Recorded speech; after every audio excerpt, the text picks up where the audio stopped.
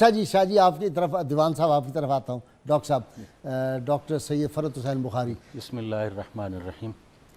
حمد بے حد مر خدائے پاک را. سبحان اللہ. اللہ تبارک و تعالیٰ کے لیے ہی خاص حمد ہے. کون؟ آنکھ ایمان داد مشت خاک را، جس نے مٹھی بھر انسان کو مٹھی بھر خاک کو جو ہے یعنی انسان کو ایمان کی دولت عطا فرمائی. سبحان اللہ. بعد ازیں گوئم نعت مصطفیٰ صلی اللہ علیہ وسلم. آنکھ عالم یافت از نورش صفا، کہ جن کے نور مبارک سے تمام عالم نے روشنائی حاصل کی.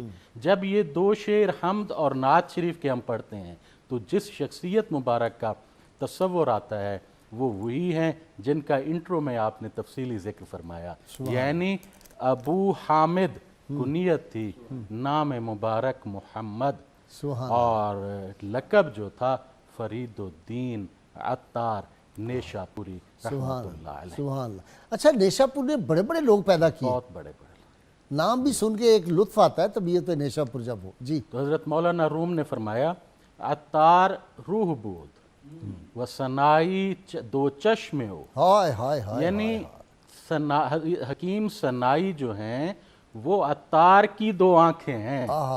تو حضرت حکیم ثنائی کا جو عرفان تھا، اس کی جو بلندی تھی، وہ ایک تھیم تھا، ایک نظریہ تھا. وہ نظریہ کیا تھا کہ وہ کہتے ہیں از در نفس تا با کعبہ دل، کہ نفس کے در سے کعبہ دل تک عاشقاں را ہزار و یک منزل، عاشقوں کے لیے 1001 منزل ہے.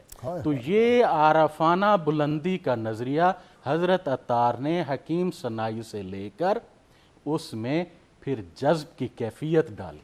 وہ جذب کہاں سے لیا؟ وہ لیا حضرت بایزید بستامی سے، حضرت منصور حلاج سے، حضرت بی بی رابعہ بصری سے. اور جب یہ اس میں ملا دیا پھر کیا کہا عطار نے؟ عطار نے کہا عاشق آں باشد کہ چون آتش بود. عاشق جو ہے وہ تو آگ ہے، اور کیسی؟ گرم روس و زندہ و سرکش بود. اور پھر وہ کہتے ہیں ذرائے دردم دے اے درمان من، اے میرے طبیب تھوڑا سا درد دے دے مجھے.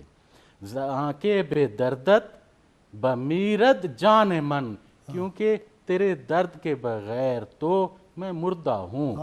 کفر کافر را و دین دیندار را. کفر جو ہے کافر کے لیے کفر اور دیندار کے لیے دین. ذرائے دردت دل عطار را، اور عطار کے لیے تو اے محبوب تھوڑا سا تیرا درد ہی جو ہے وہ کافی ہے. پھر کسی نے پوچھا کہاں سے یہ درد ملا، یہ کیفیت کہاں سے آئی؟ تو کہا لسان الغیب لکھی اور پھر میں نے پیش کی کس کے سامنے؟ این کتاب از پیش احمد گفتہ ایم. میں نے حضور انور صلی اللہ علیہ وسلم کے سامنے یہ پیش کی، اور خواب میں نے حضور کو دیکھا تو وارفتگی میں حضور کی طرف دوڑا.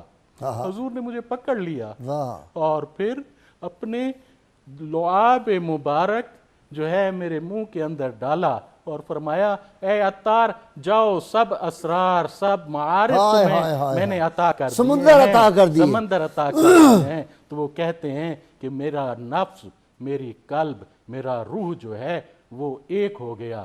پھر عطار نے اس ماں کو دیکھا کہ جس کا بیٹا دریا میں کود پڑا، اور جب پانی اس کی گردن تک پہنچا تو اس کی ماں نے چھلانگ لگا دی اور اس کو جا کے بچا لیا. تو عطار رو پڑا. عطار نے کہا یا رسول اللہ صلی اللہ علیہ وسلم، آپ تو اس ماں سے بہت زیادہ شفیق ہیں، میں تو گناہوں میں غرق ہوں. یک نفس اے مشفق طفلان را، اے بچوں پر جو مشفق ہیں، از کرم در غرق اے خود کو نگاہ، مجھ پر جو میں غرق ہو چکا ہوں خاص کرم نگاہ کی فرما دیں. رحمت کن بر دلے پرتاب ما، میرے پریشان اس دل پر رحمت فرمائیں. برکش از لطف و کرم زے آن آب ما، اس پانی سے گناہوں میں جو میں غرق ہوں مجھے نکال لیں. اور یہ شعر قبلہ غازی صاحب آپ کے ذوق کی نظر کرتا ہوں کہ اے ورائے وصف ادراک آمدہ، کہ اے وہ ذات اقدس جو وصف اور ادراک سے پاک ہے، کوئی بیان ہی نہیں کر سکتا، اور از صفت واصفاں پاک آمدہ، جو صفت بیان کرنے والے ہیں ان کی صفت سے بھی آپ پاک ہیں یا رسول اللہ صلی اللہ علیہ وہ وسلم۔ خیال و فکر و نظر کے دعوے حد تعین سے بڑھ نہ پائے، نہ چھو سکے ان بلندیوں کو جہاں مقام محمدی ہے صلی اللہ علیہ وسلم۔ تو یہ تذکرۃ الاولیاء جو حضرت کی کتاب ہے شہرائے آفاق، جی تو اس کے آپ نے 14 آپ نے دلائل لکھے ہیں کہ کس وجہ سے میں یہ تذکرۃ الاولیاء لکھ رہا ہوں۔ اس میں صرف ایک حکایت میں عرض کرتا ہوں مختصر،